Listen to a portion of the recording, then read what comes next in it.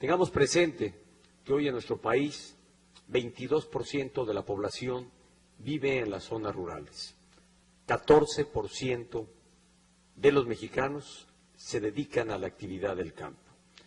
Y lamentablemente, como lo he señalado en distintos foros y espacios, es el campo, y como ustedes lo han testimoniado, quienes me han antecedido en el uso de la palabra, es el campo lamentablemente, y sigue siendo, rostro de atraso, de marginación, de pobreza y de falta de mayores oportunidades. En contraste, tenemos también que México es un país que se distingue dentro del orbe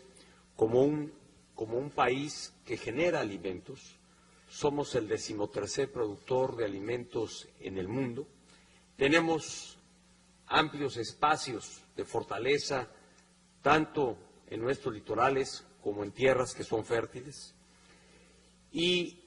algo que me importa mucho compartir con ustedes y dejar con toda claridad señalado es, primero, el compromiso que tiene el Gobierno de la República de hacer del campo una de sus mayores prioridades, de realmente emprender una reforma al campo, entendida como el acuerdo y el consenso necesario que nos permita hacer ajustes, tanto en las políticas públicas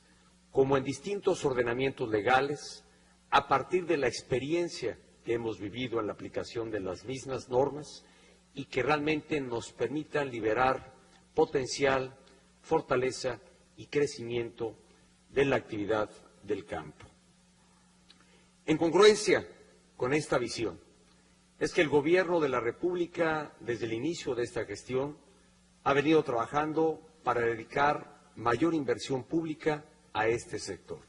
Y déjenme compartirles solamente algunas cifras que así lo acreditan. En 2014, la Secretaría de Agricultura, Ganadería y Pesca ejercerá el presupuesto más alto de su historia, gracias al apoyo y respaldo que ha habido de parte de los señores diputados, y que será de 82.900 millones de pesos, prácticamente 10% superior al ejercido el año anterior. Pero todavía vale la pena destacar que en los convenios de coordinación con las entidades federativas que aquí se ha asignado y que el gobernador de Aguascalientes, en su carácter de presidente de la Conferencia Nacional de Gobernadores, lo ha hecho, como habrá de ocurrir en todas las entidades federativas o ya ha venido ocurriendo para las firmas de instrumentos legales similares de coordinación entre Zagarpa y los gobiernos estatales. Aquí vale la pena recoger que el presupuesto será de 14.500 millones de pesos. Esta cifra es 21% superior a la ejercida el año anterior, pero todavía más relevante, es 134% mayor a la que había al inicio de esta administración. Esto acredita el interés y compromiso que tiene el Gobierno de la República de dedicar mayores recursos, mayor inversión a través de la coordinación con los gobiernos locales para impulsar la actividad del campo de nuestro país. He escuchado con gran atención a quienes en representación de distintas organizaciones campesinas aquí se han expresado y se han pronunciado. Además, debo reconocer, y hay que destacar, lo han hecho con total apertura, transparencia, claridad y sin censura alguna. Han hablado como está en su convicción, como está en sus postulados, en sus creencias y en sus firmes posiciones frente a lo que se debe hacer en el campo nacional. Lo valoro porque creo que este espacio, este escenario además decorado aquí con frutos y alimentos que se producen en nuestro país y que dan precisamente marco a este espacio de encuentro. Sin duda, esto marca el inicio para que podamos ampliar el debate, la discusión y el enriquecimiento, insisto, a las políticas públicas que el Gobierno de la República deba de llevar a cabo a través de las distintas dependencias a quienes corresponda actuar no solo a Zagarpa, no solo a Sedatu, sino cualquier otra dependencia que deba tener involucramiento en la actividad del campo y que nos permita, insisto, lograr una mayor eficacia de las políticas públicas para lograr mayor productividad en el campo de nuestro país. No quisiera en este espacio hacer referencia a lo que se ha expresado o tener que referirme a cada uno de los señalamientos que aquí ha habido. Sin embargo, sí recojo algunas constantes y que demandan sin duda una posición muy clara de parte del Gobierno de la República frente a temas que todos, en forma alguna, abordaron. En primer lugar, para no caer en especulaciones de ningún tipo, ni alimentar las que eventualmente hubiera, hay que dejar muy en claro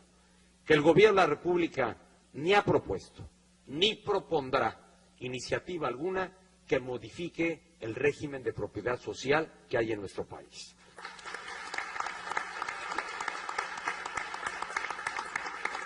Que el Gobierno de la República de ninguna manera propondrá modificaciones a las modalidades de propiedad que actualmente prevé nuestra Constitución General de la República. Que más bien,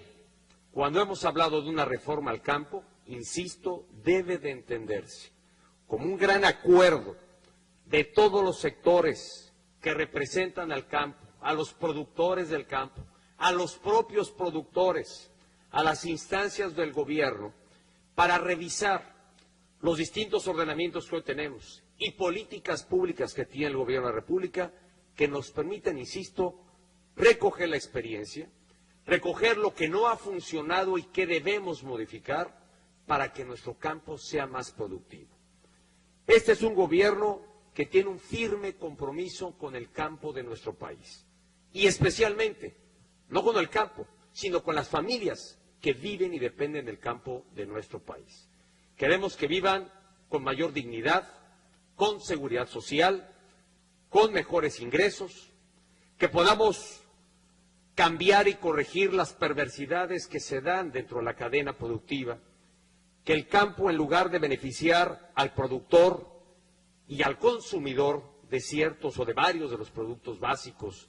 de nuestro país, a veces solamente favorecen a los comercializadores o especuladores de estos productos. Esto es lo que tenemos que corregir. Y además, debo decirlo con todas sus letras, esto ha sido una constante en la retórica, en los pronunciamientos y en las posiciones que organizaciones campesinas y que varios gobiernos han señalado. Hoy estamos en un punto que queremos sea de inflexión, que a partir de las experiencias tenidas en el pasado, a partir de recoger las inquietudes y preocupaciones que ustedes tienen, a partir de recoger sus propuestas, varias aquí hoy escuchadas, que no son de ninguna manera las únicas, ni son limitantes a las varias más que pueda haber, que vale la pena recoger, lo que la academia puede plantear, lo que especialistas en el campo también tienen que proponer. Todo ello nos permita, insisto,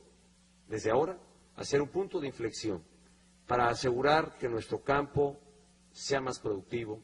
sea sustentable, es decir, sea respetuoso del medio ambiente, sea rentable para quienes se dedican a esta actividad y sea un espacio de vida digna para las familias que viven y dependen de la actividad del campo. Dejemos hacer del campo o de la zona rural una que sea expulsora de migrantes,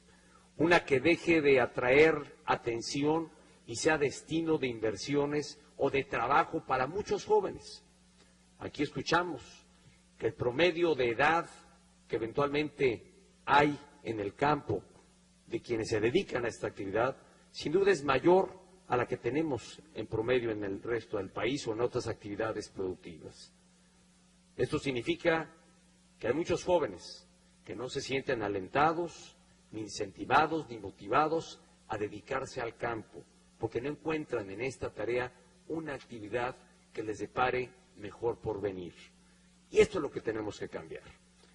Yo dejaría en esta mesa simplemente señalado, a partir de los claros pronunciamientos que he tenido sobre temas que, insisto,